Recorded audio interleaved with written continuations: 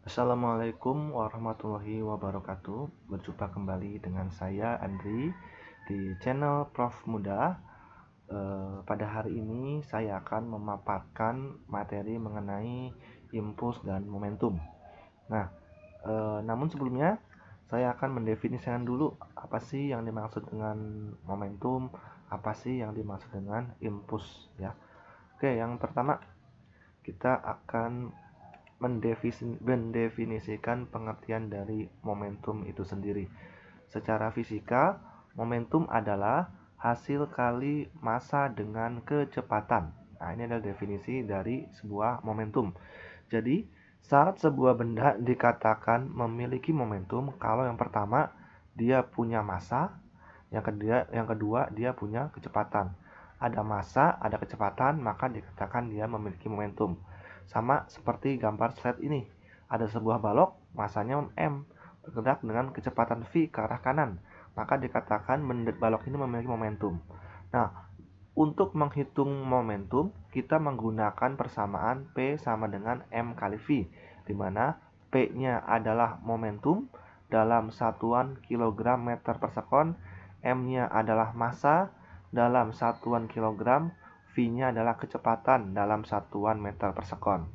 Momentum itu sendiri tergolong ke dalam besaran vektor, sehingga bisa dikatakan dia memiliki nilai positif dan negatif. Untuk benda yang bergerak ke arah kanan, maka nilainya menjadi positif, nilai kecepatannya. Kalau bendanya bergerak ke arah kiri, maka kecepatannya bernilai negatif.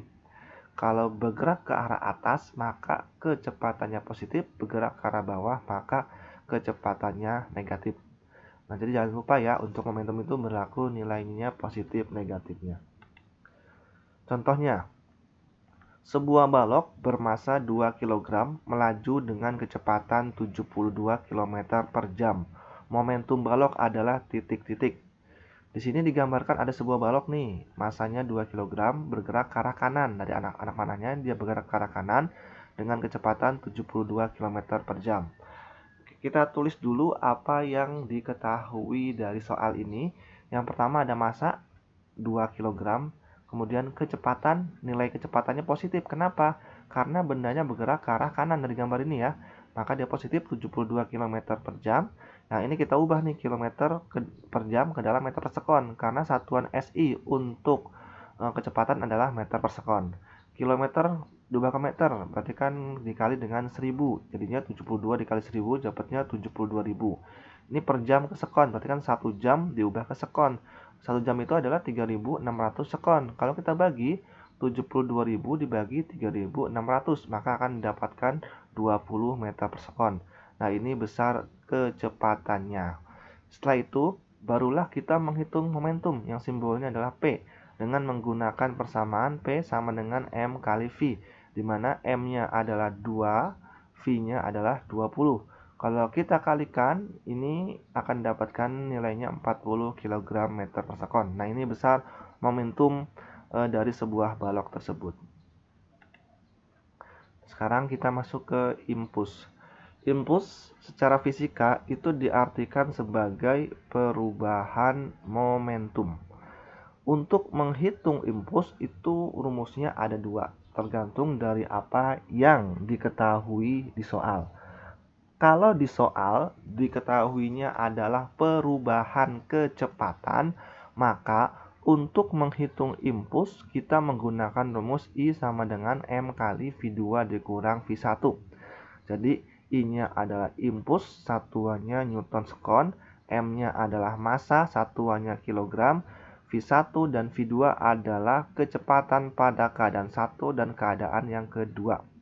Nah, kalau di soal yang diketahuinya adalah gaya, untuk menghitung impuls kita menggunakan rumus I sama dengan F kali delta T. Ya, di mana F-nya adalah gayanya dalam satuan Newton, delta T ini selang waktu kontaknya dalam satuan sekon. Supaya lebih memahami, saya berikan contoh soalnya. Sebuah bola kasti massanya 100 gram dilempar ke kanan dengan kecepatan 40 meter per sekon. Kemudian dipukul sehingga berbalik arah dengan kecepatan 60 meter per sekon. Jika waktu kontak antara pemukul dengan bola kasti 0,2 sekon, maka gaya rata-rata pemukul adalah titik-titik. Di sini saya gambarkan ilustrasi kejadian fisikanya. Jadi ada bola, masanya 100 gram.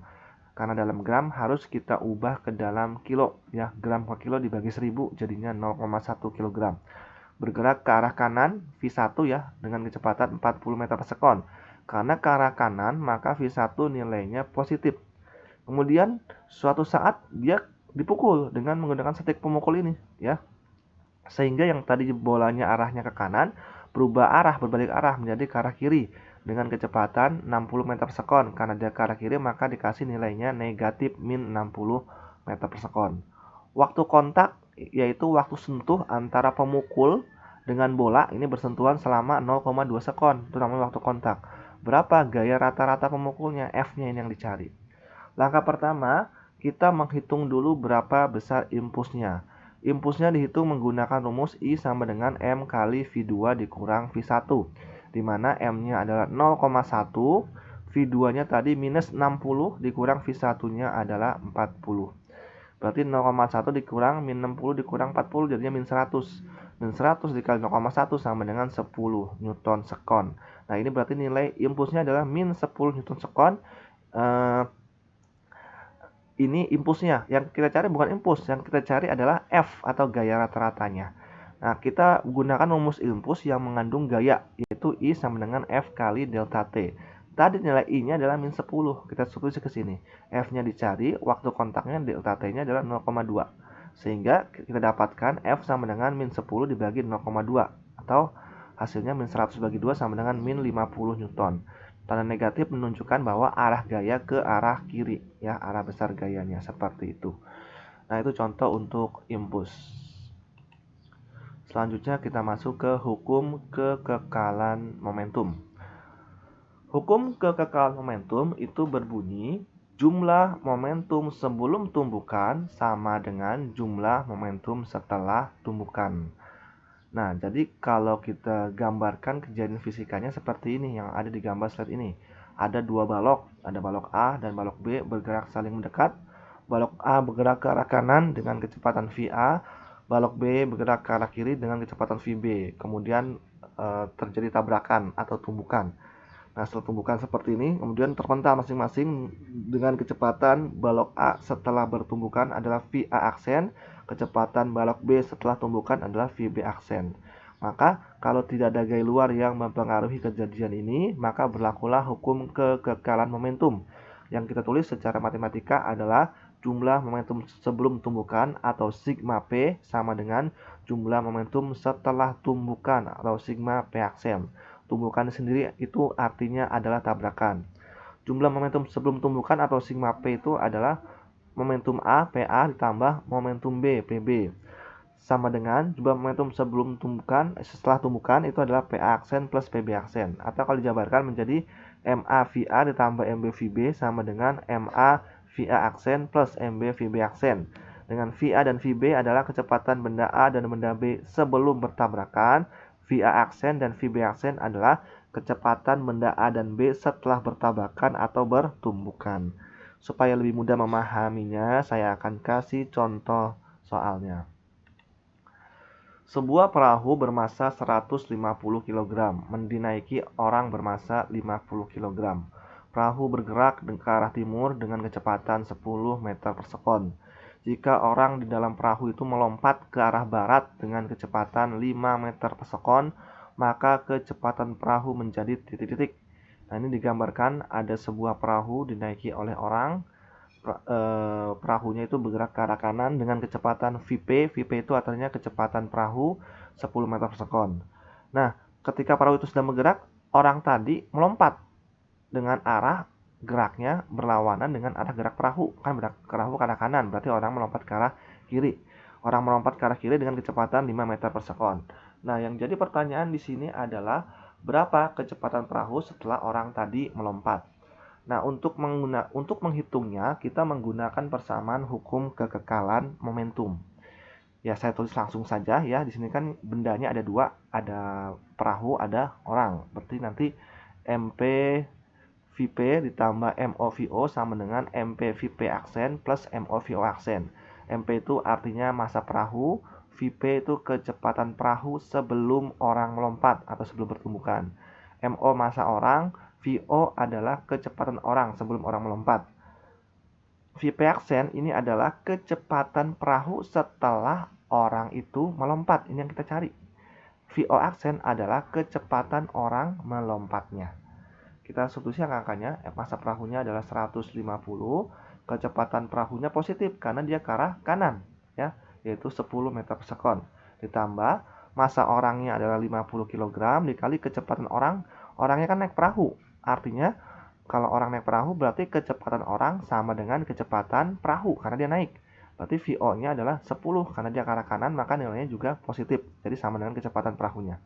Sama dengan massa perahunya 150, VP aksen kita cari, ditambah 50 dikali kecepatan orang melompat. Karena dia melompatnya ke arah kiri, maka nilainya jadi negatif, min 5. Jadi 50 dikali dengan min 5. Jadi 1500 dikaliin, tambah 50 dikali 10 adalah 500, sama dengan 150 VP aksen dikurang 50 dikali min 5 ya, ini jadinya 250.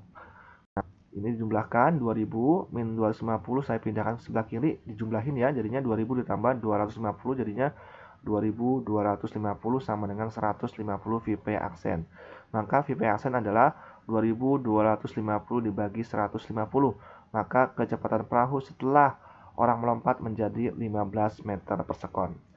Oke, untuk materi impuls momentumnya baru sampai sini, sampai pada hukum kekekalan momentum. Untuk minggu depan kita lanjutkan ke dalam materi masih mengenai impuls momentum, yaitu mengenai koefisien restitusi dan jenis-jenis tumbukan. Oke, cukup sekian dari saya. Wassalamualaikum warahmatullahi wabarakatuh.